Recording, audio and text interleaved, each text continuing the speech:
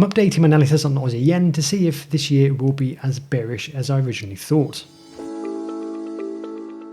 Now, back in November, I wrote this particularly bearish article on this cross, and part of the rationale being that Donald Trump had just won the presidency, and it was likely to be a volatile year, which would give the Japanese yen safe haven inflows, and the Bank of Japan would likely be on a hiking cycle.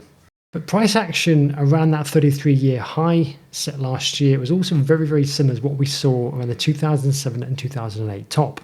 Fast forward 5 months and we can see that bears have had an absolute field day with Aussie yen so far this year. And that marks the third significant top of this century. And it's worth noting that the prior 2 tops saw the market fall between 40 and 50%.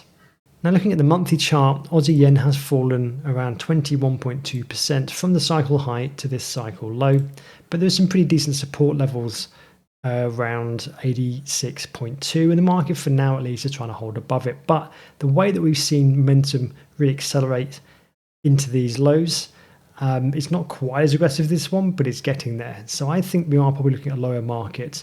Now, for this to truly turn around, Trump would have to probably do a complete reversal on his tariffs. I don't really see that happening. So I think what seems more likely is we're going to get some mean reversion from an overextended market. But I think that bears are probably looking to fade into resistance levels, with 90 being an obvious one if you can even get that far, or even 91.86. But just looking at the daily chart, you've got this series of lower highs along that 50-day average. It is quite extended from that average, so a bit of mean reversion wouldn't seem too impossible at this moment. But as we get further through the year, areas to look for, I think originally in the article I said 82, where you got a 100% projection would be just below 84. But looking at how the market has just truly become unhinged at the moment, then we could maybe be looking at 78 near the 6118 Fibonacci support level.